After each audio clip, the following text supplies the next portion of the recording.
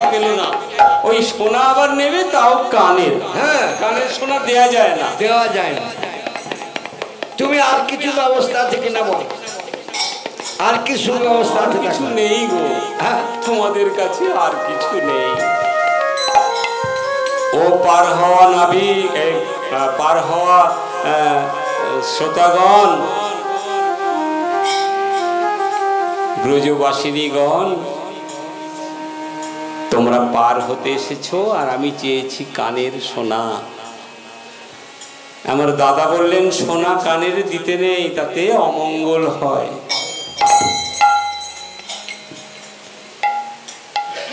যেদিনকে এই পৃথিবীতে আমি এসেছিলাম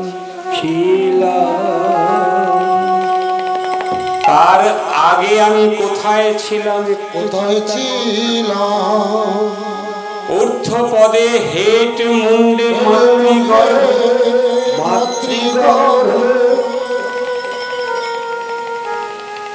হেট মুন্ডে মাতৃগর্ভে ছিলাম।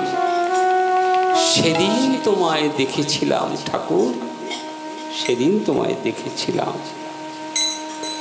শঙ্খচক্র গদা পদ্মধারী নারায়ণ, তিনি আমাদের সঙ্গে সর্বদা কথা বলতেন। কারণ সেদিন আমার আর কথা বলার কেউ ছিল না, কেউ ছিল না। আবার এই ভব সংসারের খেলা শেষ করে যেদিন আবার সেই আসল গৃহে ফিরে যাব, এই নারায়ণ গোবিন্দ জিজ্ঞাসা করবে, কিরে ভবের বাজারে যে গেলি, আমার জন্য কি আনলি? কেন ঠাকুর, তোমার জন্য নিতে হবে এমন কথা ছিল নাকি? তোমার জন্য কিছু নিতে হবে এমন কথা ছিল? ও ভুলে গেছিস, ভুলে গেছিস। সব থেকে জীবনে বড় সাজা কি জানেন মা? দাদারাও শুনে রাখুন। সব থেকে বড় সাজা হচ্ছে পাটাকে যদি ওপর দিকে আর মাথাটাকে যদি নিচের দিকে করে সুস্থ কোনো মানুষকে 2-3 মিনিট, 4 মিনিট, 5 মিনিট একটু রেখে দেখুন, মুখ দিয়ে রক্ত উঠে মরে যাবে,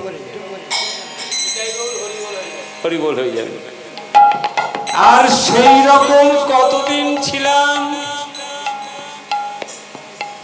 একদিন, 2 দিন, 1 মাস, 10 মাস ওইভাবে উল্টো হয়েছিলাম।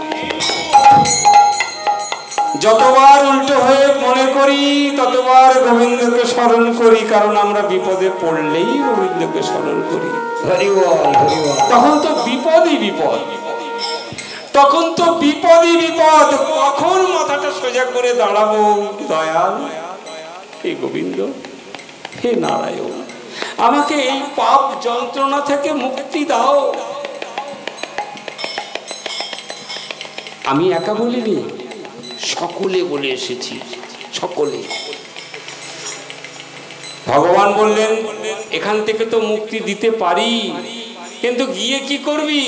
ওই দেখ দেখ দেখ, যারা গেছে সব আমাকে ভুলে গেছে। ভবের বাজারে গিয়ে আমাকে ভুলে যাওয়াটাই তাদের কাজ। শুধু ভুলে যায়নি, আমার দিকে প্রণাম করার সময়ও তাদের নেই। তারা এত কাজে ব্যস্ত থাকে, যদি কোনোদিন আমার মন্দিরে কিছু দান করে, আমায় দিল না, রাস্তায় দিল, তাও ঘুরে দেখে না। হ্যাঁ গো, আমরা তাই করি তো। বাসে করে যেতে যেতে মন্দির দেখলে উকি দিয়ে 2 টাকার একটা কয়েন ছুঁড়ে দিলাম, কারণ কপালে গেল না, বাড়িতে গেল না, মন্দিরে গেল, দেখা রাস্তায় পড়লো কিনা ঠিক নেই। কিন্তু কথা দিয়ে এসেছিলাম, যেদিন এই মাতৃগর্ভ থেকে ওই পৃথিবীতে আমাকে পাঠাবে, ভগবান বললেন পাঠালে কি করবি? ওই রকমই তো। না ঠাকুর, আমি তোমার নাম করব, আমি তোমার নাম করব। হ্যাঁ গো, আমরা করি না? যদি আমার কেউ ভালো করে আমরা তার নাম করি তো, অমুক বাবু আমার খুব ভালো করেছে, তা যে বাবু আমাকে এই পৃথিবী দেখালো তার কথা তো ভুলে গেছি, তার কথা আর মনে নেই। আবার এই ভব খেলা সাঙ্গ করে যেদিনই যাব, যেদিনে যাব ওই নাবিক পারের কান্ডারি হয়ে দাঁড়িয়ে জিজ্ঞাসা করে, আমার জন্য কি এনেছো? এই যে ভবের বাজারে গেলে আমার জন্য কি এনেছো?